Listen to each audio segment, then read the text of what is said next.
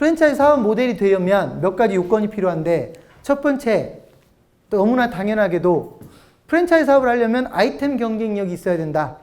자, 여러분들이 저한테 프랜차이즈 사업을 하려고 합니다. 도와주세요라고 얘기하려면 저한테 최소한 뭐를 얘기해 줘야 되냐면, 내 사업은 이러해서 경쟁력이 있어요 라고 얘기할 수 있어야 돼요. 그죠? 내 사업은 이러한 이유 때문에 경쟁력이 있어요 라는 말을 할 수 있어야 된다고요. 너무 당연하게도. 두 번째, 여러분의 사업이 프랜차이즈화를 하려고 한다는 건 로컬 비즈니스라는 거를 전제한다는 거예요. 로컬 비즈니스, 지역 사업이란 얘기예요. 지역 사업. 맞죠? 지역 사업이 아니라면, 로컬 비즈니스가 아니라면 프랜차이즈 할 필요 없어요. 대한민국에 매장 하나만 만들어도 되는 사업은 프랜차이즈 할 필요 없어요. 대한민국의 여러 지역의 지역 사업을 하게 만들 수 있을 때 프랜차이즈가 필요한 거예요. 로컬 비즈니스라는 바로 그런 걸 의미하는 거예요. 김밥집 같으면 아주 좁은 지역을 커버하죠. 레스토랑은요, 예를 들어서 이탈리안 레스토랑이 있다, 고급 이탈리안 레스토랑이 있다, 김밥집보다는 훨씬 넓은 지역을 커버할 거예요. 맞죠? 간혹 가다 어떤 아이템은 한 구를 커버해야 될 수도 있을 거예요. 한 나라를 커버하는 지역 사업도 있어요. 실제로 어떤 회사가 있냐면 독일계 컨설팅 회사인데요. 독일계 컨설팅 회사인데 이 회사는 독일 기업 중에 해외에 진출해 있는 기업들을 현지 국가에서 도와주는 역할을 해요. 예를 들면 한국에 있는 그 기업의 한국 가맹점은 독일에 있는 기업 중에 한국에 와서 사업을 하는 독일 기업들을 한국에서 도와주는 역할을 해요. 그러니까 한국의 이 컨설팅 회사는 한국의 가맹점을 한 개만 내요. 이 한 개가 대한민국 전역을 커버하죠. 이해되죠? 근데 중국 같은 데는 땅덩어리가 너무 크니까 베이징에 하나, 상하이에 하나, 예를 들어 뭐 선전에 하나 이런 식으로 돼요. 지역을 커버하는 거예요. 이게 프랜차이즈 사업의 특성이에요. 우리나라에도 비슷한 회사가 있죠. 우리나라에도 비슷한 회사가 있죠. 프랜차이즈 회사로 분류하지 않지만 코트라라는 회사는 LA에 무역관을 내고 밴쿠버에 무역관을 내고 시드니에 무역관을 내고 마닐라에 무역관을 내서 그 지역에 진출해 있는 한국 기업들을 도와주는 역할을 하죠. 그게 국가기관이니까 공기업이니까 프랜차이즈로 분류를 안 하지. 만약에 그 회사가 프랜차이즈 방식으로 운영을 했다면 프랜차이즈 회사죠. 로컬 비즈니스 바로 그런 걸 의미합니다. 자, 그걸로 끝나나요? 제가 아까 아이템 경쟁력을 설명할 수 있어야 된다고 그랬죠? 아이템 경쟁력만 가지고 사업이 성공할 수 있다면 한 브랜드의 아이템 경쟁력을 가지고 있는 한 브랜드는 모든 매장이 성공해야 될 거예요. 맞죠? 근데 이 성공이라는 건 아이템 경쟁력만 가지고 결정되는 게 아니더라. 성공 노하우가 별도로 있어야 되더라. 그 노하우는 가맹점주에 의해서 운영되는 게 원칙이지만 결국 본사에 의해서 가맹본부에게 제시되어야 되는 성공 노하우일 거예요. 이해되시나요? 그러니까 그거를 여러분들이 만들어야 프랜차이즈 사업이 돼요. 성공 노하우가 있어야 돼요. 이런 거예요. 장사 잘 됩니다. 우리 프랜차이즈 잘할 수 있습니다가 아니라 우리는 장사가 잘 되는데 왜 잘 되는지를 설명할 수 있어야 돼요. 왜 잘 되는지. 그 왜 잘 되는 것이 아이템 경쟁력의 이유가 있을 수도 있고요. 예를 들어 근본적으로 우리는 맛있다. 우리 인테리어가 너무 멋지다. 이런 거라면 아이템 경쟁 때문에 장사가 잘 되는 건데 그것만이 아니라 운영 방식에 의해서도 장사가 잘 되는 이유가 있어야 된다고요. 많은 회사들이 이걸 잘 못 만들어내요. 다 아이템 경쟁력이 있다라고만 얘기해요. 운영 노하우 설명하지 못해요. 운영 노하우는 가맹점주가 할 일이라고 얘기하는 사람들도 있어요. 근데 저는 그렇게 생각하지 않아요. 예를 들어서 제가 하나만 예를 들겠습니다. 여러분 필요하면 적어두셨다가 나중에 써먹으세요. 가맹점주가 100명이 있는데 그 중에 어떤 가맹점주는 노하우가 있어서 잘 성공하고 어떤 가맹점주는 노하우가 없어서 실패하고 그것도 말이 되지만 예를 들어서 본사가 모든 가맹점주에게 뭔가 운영 지침을 매주 구체적으로 내려줄 수가 있다면, 매주 이번 주에는 어떻게 운영을 하면 도움이 될 거야 라고 하는 말을 매주 가맹점주들에게 내려줄 수가 있다면 그게 운영 노하우 중에 중요한 포인트가 될 수 있죠. 본사가 일주일에 한 번씩 지침을 내려준다. 그럼 1년에 몇 개면 돼요? 운영 지침 몇 개면 돼요? 52개면 돼요? 만약에 우리는 좀 더 디테일하게 일주일에 2개씩의 운영 지침을 내려주겠다라고 하면 104개면 돼요. 104개의 가맹점과 가맹본부가 함께 써먹을 수 있는 지침을 내가 마련해 주는 경우와 그렇지 않고 그냥 가맹점주한테 알아서 하는 경우 전혀 다르겠죠. 결과가. 그런 것들을 바로 성공 노하우라고 이야기할 수 있을 것이다.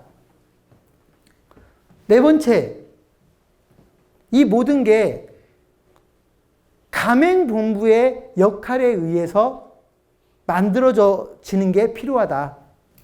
가맹본부의 역할에 의해서. 무슨 말이냐? 자, 보세요. 제가 아이템을 하나 만들었는데 아이템 경쟁력이 있게 만들었고요. 로컬 비즈니스로 만들었고요. 성공 노하우를 명확하게 만들었어요. 그리고 여러분이 제 가맹점이에요. 한 분 한 분한테 전부 다 전수해 줬어요. 여러분이 여러분 지역에 가서 사업을 합니다. 1년 후에 어떤 일이 벌어질까요? 여러분이 저하고 더 이상 소통하고 싶지 않을 거예요. 저하고 일하고 싶지 않을 거예요. 왜요? 노하우 다 받았어요. 노하우 다 전수 받았어요. 내가 이제 본사에다 로열티를 줘야 될 이유도 없고요. 지금은 계약에 의해서 어쩔 수 없이 하는데 계약도 한 1년 정도는 내가 계약했으니까 돈을 줬는데 로열티를 이제부터 아깝기 시작하는 거예요. 왜? 내가 노하우 다 받았는데. 내가 노하우 다 알고 있는데. 내가 왜 이 로열티를 줘야 되지? 내가 왜 쟤네들한테 물건을 사와야 되지? 내가 왜 쟤네들이 슈퍼바이저가 와서 이렇게 저렇게 간섭하는데 내가 그 간섭에 매달려야 되지? 하면서 필요 없다고 생각해요. 무슨 말이냐면 이 노하우들이 가맹본부의 역할에 의해서 만들어져야 된다는 거예요. 가맹본부의 역할에 의해서 만들어질 수 있는 노하우라면 가맹점들이 가맹본부를 계속해서 지켜볼 수밖에 없어요. 가맹본부를 따라올 수밖에 없어요. 프랜차이즈는 그게 되게 중요해요. 왜? 가맹본부의 역할이, 그런 역할이 작동하지 않으면 프랜차이즈는 와해돼 버려요. 여러분 그런 경우 되게 많이 봅니다. 가맹본부가 맨 처음에는 도움을 좀 줘요. 창업할 때 왜 가맹점 창업자들은 창업을 안 해봤기 때문에 가맹점 창업을 하는 거예요. 근데 사업을 하다 보니까 내가 이제 다 알겠어요. 본사 필요 없어요. 난 내가 혼자 하고 싶어요. 본사에다 내는 돈 아까워요. 이러다가 브랜드가 망가져 버리는 사례들을 많이 보게 됩니다. 가맹본부의 역할이 반드시 필요한데 그 가맹본부의 역할은 초기 단계에만 역할을 해서는 안 되고요. 끊임없이 할 수 있어야 돼요, 역할을. 지금 이 시점, 바로 지금 이 시점에도 가맹본부 역할에 의해서 가맹점들이 따라와야만 되는 상황을 본사가 만들고 있어야 돼요. 자, 이 네 가지의 기본 전제 조건이 되는 건 뭐냐면 점포 경쟁력이라는 거예요. 이게 무슨 말이냐? 무슨 말이냐? 로컬 비즈니스면 무조건 가맹사업을 하는 거냐? 아니다. 로컬 비즈니스를 통해서 경쟁력을 높일 수 있을 때다. 예를 들면 아까 제가 뚜부 공장을 하나만 만들었어도 전국을 커버할 수 있었는데 제가 왜 뚜부 공장을 지역으로 나눠놨죠? 더 신선한 뚜부를 지역에서 빠르게 먹게 하기 위해서. 그렇죠? 로컬 비즈니스를 제가 왜 선택했어요? 경쟁력을 높이기 위해서. 맞죠? 가맹본부의 역할. 가맹본부의 역할이 있는 게 중요한 게 아니라 가맹본부의 역할에 의해서 경쟁력이 만들어져야 돼요. 예를 들면 우리는 프랜차이즈니까 물류를 본사가 쥐고 있다. 근데 본사가 공급해주는 물류는 본사도 마진을 좀 남겨야 되니까 좀 비쌀 수밖에 없어. 또는 당신들이 시장에서 사올 때는 식재료를 사올 때는 하루에 한 번씩도 사올 수 있지만 본사는 멀리 떨어져 있으니까 일주일에 2번만 보내줄래? 이거 본사의 역할이 있는 거니까 프랜차이즈가 잘 되는 겁니까? 오히려 본사의 역할에 의해서 경쟁력을 떨어뜨릴 수도 있는 것이죠. 본사의 경제 역할은 가맹점에게 경쟁력에 도움이 될 때만 의미 있는 것이다. 이해되세요? 이거 되게 많은 실수를 합니다. 많은 회사가 우리가 프랜차이즈이기 때문에 본사가 이런 역할을 하기 때문에 너희들은 따라와야 돼라고 얘기를 하는데 가맹점들한테. 근데 그게 아니라 가맹점은 본사가 어떤 역할을 하면서 그것 때문에 경쟁력에 도움이 되었을 때 본사 역할을 인정해 준단 말이에요. 기본 전제 조건은 점포 경쟁력, 가맹점 경쟁력 이게 도움이 될 때만 이 앞단에 있는 것들이 의미가 있다라고 하는 겁니다. 이해되세요? 공감이 되시나요? 마지막으로 네트워크 효과. 이거 좀 어려운 얘기입니다. 쉽게 얘기하겠습니다. 요즘 여러분 네트워크 경제라는 얘기 들어보셨어요?